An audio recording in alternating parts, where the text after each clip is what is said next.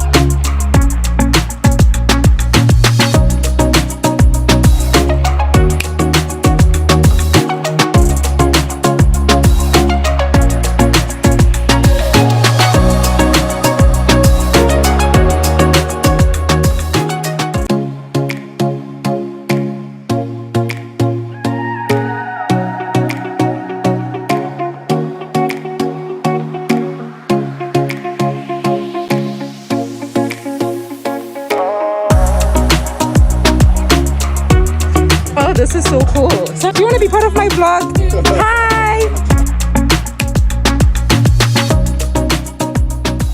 A beautiful guest in the studio. Miriro Munodawafa. She is going to be with us. But for now, we're going to get into a song and then we get into what we're talking about.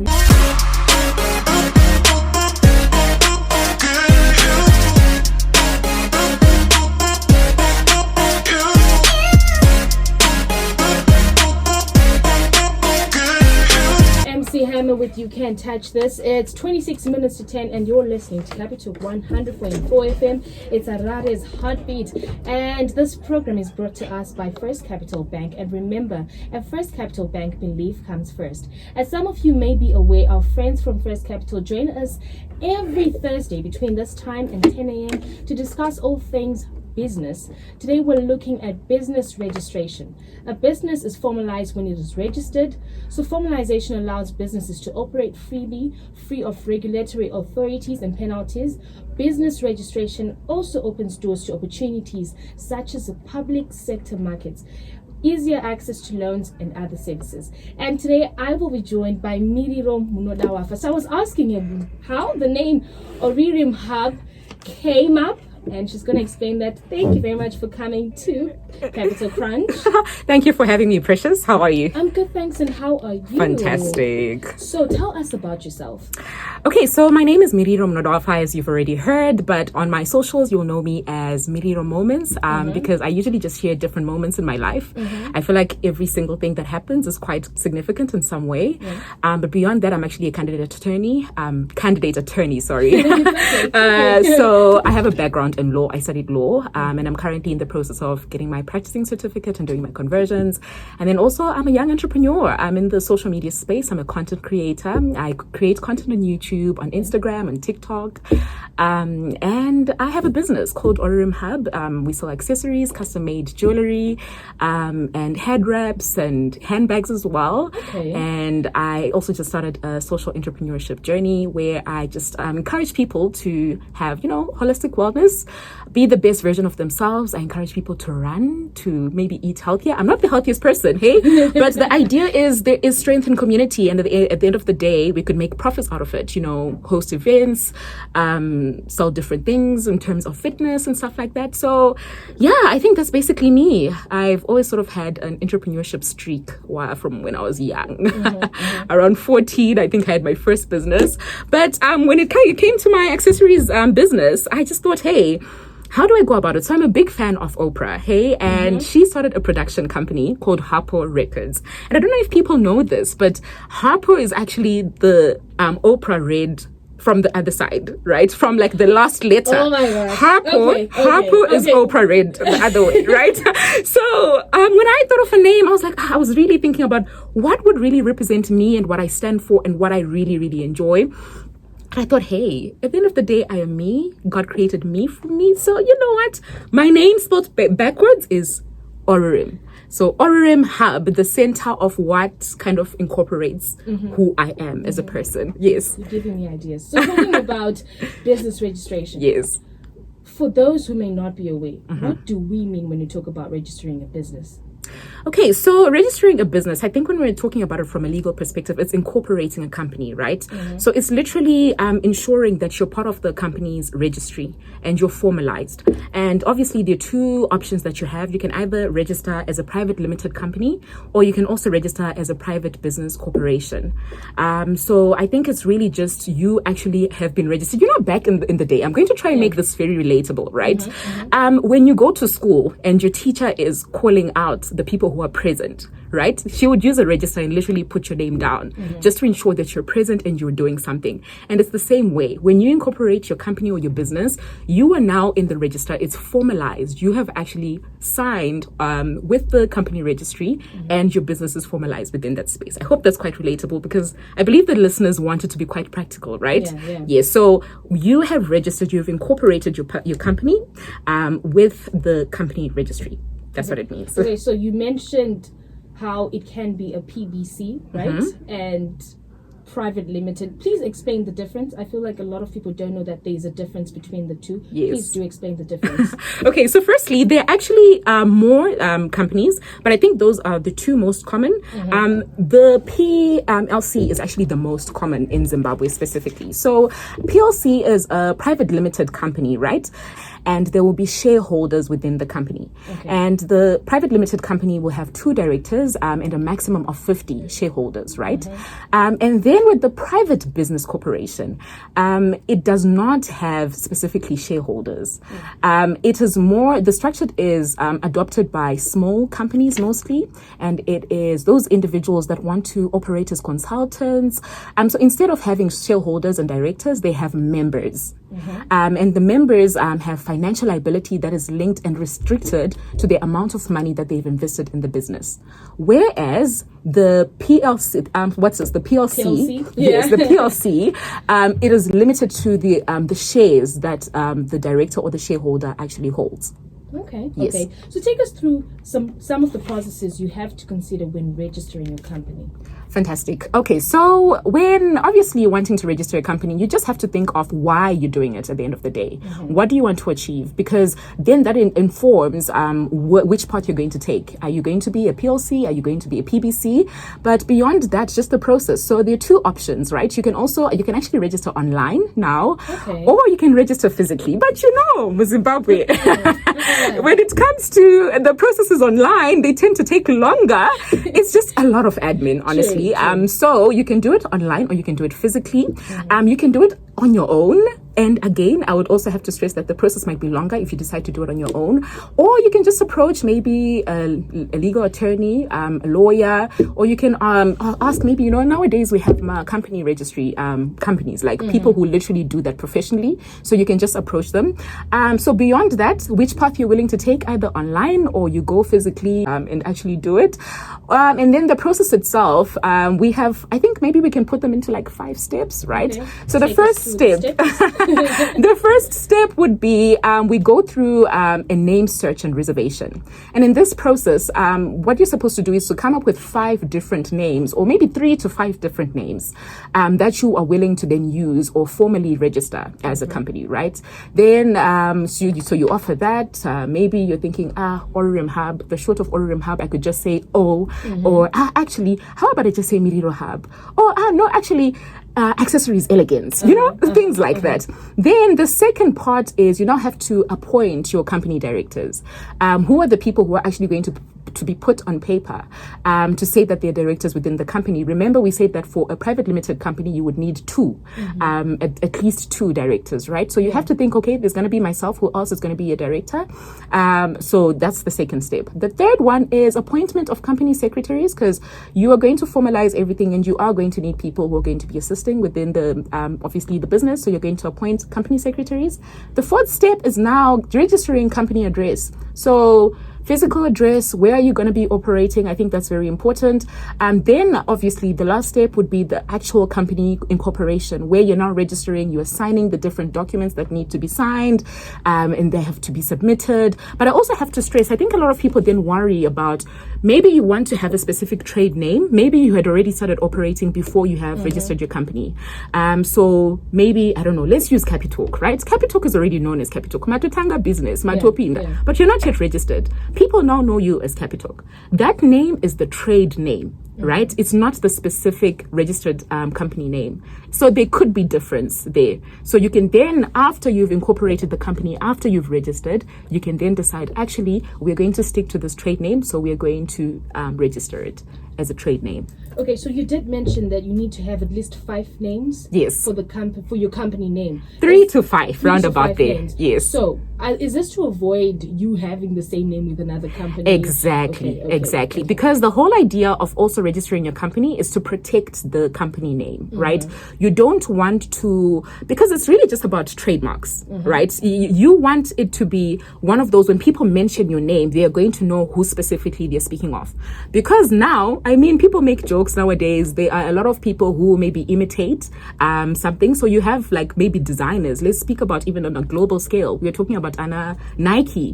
When they create their brand, we know specifically kuti Nike specifically yakadai, right? So you have to be very specific about your name and protecting it. Okay. Okay. So how big should you be as a business when you want to register? To be honest, I think it's really just about your decision. You can literally register even before you start. I think a lot of people think they have to be big, but no, not at all. Right before you start, during, at any point. Yeah, small businesses, big businesses, you can definitely register. Does it actually take time? Like, should you say, because you mentioned that there are different steps you take. You can choose to do it online, you can choose to do it physically, or you can actually take another company that does registering of companies. Does it take time to do the whole process? Depending on which steps or which process you choose to take, but oftentimes it actually doesn't take too long. You know, sometimes it can even be a minimum of 5 days, 5 to 9 working days. If you decide to maybe invest maybe a bit of extra money to ensure that, you know, the process moves smoothly. But then there are also people who've taken longer, especially during COVID times. It took longer because there was a backlog in terms of, you know, names and name search and stuff. But it can take a fairly short time, but maybe 30 days on average. But yeah, not too bad. That's not too bad at not all. Too bad. Not at all. Okay, so what are the benefits that you can get from registering your company? Yes, so I think we've already spoken about one, right? The fact that you can protect your business name. So when you are now having that name and it's also maybe your trade name, no one else will be able to use it, because basically what you've done is you literally have called dibs on that name. When someone else comes to try and register, yes, you're like, no, this is my name and nobody else can use it, right? And if another person comes, right, and they're like, Nini, this is the name that I want to use, we'll be like, we can't do that. It's already taken, right? So that's one. Number 2 is that you also establish a separate legal personality. So I think there is a natural person, us as individuals, but then there's also like a juristic person. So once you register your business, I think that might be a complicated word. Sorry. Please. So what we mean by juristic person is that a juristic person is an intangible person. What we're talking about is your business literally becomes a person, a human with certain rights, responsibilities, liabilities, and everything. So when you establish separate legal personhood as a business, what that means is you can have a separate bank account. You see, your business can actually own a bank account. How cool is that, right? You can trade under your business, but then also if ever your business becomes insolvent or it becomes bankrupt, you don't have enough money, and the bank wants to maybe claim certain things, they cannot delve into your personal assets. Maybe you and stuff like that. They now can't claim because business broker, we're also now taking from you. They will take specifically from the business. There are actually quite a lot. There will be tax deductions, you know. If you're now, registered, you might experience some, tax deductions here and there. You have less to pay. You become professional and legitimate to your consumers as well, your customers, your clients. They now know I am working with someone who really takes this business seriously. You must now become, obviously, there's more access to opportunities, which is really, really cool. I think for me personally, I remember I looked at this opportunity that I wanted to apply for. You can apply for loans, grants. You can also just participate in certain things like innovation hubs and stuff, because you now have access to funding and stuff like that. So it really does help even when it comes to upskilling opportunities, because you're now officially registered. Continuity as well is another one. Okay. If you are really thinking long term, I believe in wealth, not just being rich. I want to be a wealthy woman, to make it in life. So the emphasis. Yes, the emphasis. And I believe that wealth is specifically being able to create, wealth that can pass down from generation to generation. True. Not just it begins and ends with me. Yes, I have money, I might be rich today, but Maria, yes. But when it comes to wealth, I'm thinking, what I'm creating today, will I be able to pass this on to the next generation? Will I be able, I love what, for example, Strive Masiwa did, right? Right now, his daughter is one of the directors within Econet. And that's amazing because you can see, Kuti, it's, longevity, right? Yeah. It passes from one person to another. So if it's registered, you can also do that. There are so many more, but I feel like time. But those ones. Hi,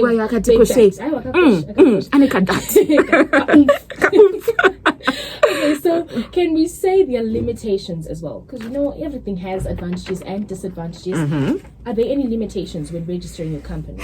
Yes, I mean, of course, when you're talking to people, sometimes when you're weighing the pros and cons, there'll be people who be like, you know what, the amount of money that I'm currently making from my business, it doesn't make sense for me to be investing in registering your business. And to be quite honest, on the ground, you really have to consider these things, right? So I would say, if obviously you're thinking long term, you know that at some point I want to register my business. That's important, but just make sure that the profits that you're making from your business are also going to be able to fund for the registration. So people will obviously talk about formalities and expenses. Formalities actually are not going to kuanda my paper, or just submit doing the research and stuff like that. So maybe that's a limitation or disadvantage. There is also winding up procedure. So the whole idea, Yokuti, when you decide maybe anchada needs a business and it's now different from those businesses now it's like you took this name. If you're not going to be trading, if you're not going to be utilizing it, might as well cancel it, might as well literally wind up your business so that someone else might be able to utilize it. That process can be quite long. But also separation of control of, from ownership. Tamboti, it's an advantage in the sense that there's, separate legal ownership, right? But sometimes also, limitation, pijana, in the sense that sometimes as a business owner, in cases where you might be experiencing maybe certain challenges within your business, you are not necessarily able to alleviate those challenges directly because there are now formalities that you have to follow in order to do so. So you can't now act in your personal capacity because remember, business it's it has its own. So that can be a bit difficult, especially for small shareholders, and also because maybe more people are involved, there are no more directors and stuff. So those are just a few limitations. Okay, so you did mention that when you're let's say can I say but for now, don't be on hold. Can I? Yes, definitely. Formalities to do that. Yes, you can definitely do that. I know people who maybe have a dormant name for a while. They just keep it when they register. Then they don't even trade for a while. And then, but for example, I think when we're talking about the winding up process, is one of those the fairly bigger companies. The winding up process will be more complicated, I think, as well. Yeah. Okay, you're listening to Capital 100.4 FM. It's Arare's Heartbeat. My name is Just Precious, and I am joined by the one and the only Miriro Mnodawafa as we talk about business registrations. And we did mention how it's important to actually register your business. There's so many benefits that come with it. And I'm going to ask you this. What other advice do you have for people who haven't registered their businesses? You know what? I think that especially as young people, because I believe I'm still a fairly young woman. Don't tell me I am too old. Black don't crack. Black don't crack. Okay. Black don't crack. But I would say I think it's really time that we now take matters into our own hands. The kind of challenges that we're facing as this generation are completely different from the people who've gone before us, first and foremost. So when you start your business, just don't think about the now. Think about the long term. What is it that you want to change about your current, situation, but also the trajectory of those who are going to come after you? When you register your business, you're going to be able to do certain things that you weren't able to do while usina registered business rabo. But also it's easier to trade across borders, and we also want Zimbabwe to be represented beyond borders. No, we are importing from this and this, we're importing from this and this.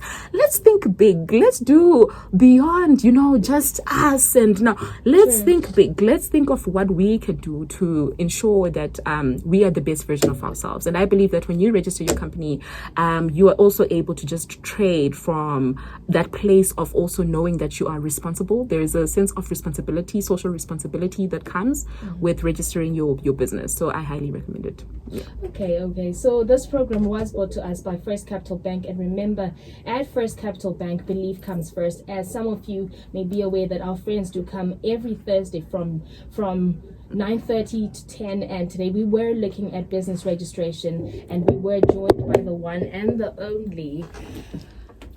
Do give us an outro, please. Miriro Mnodawafa online, YouTube, everywhere else you can find me as Miriro Moments. But anyways, guys, do the most, do best, enjoy the rest of your day.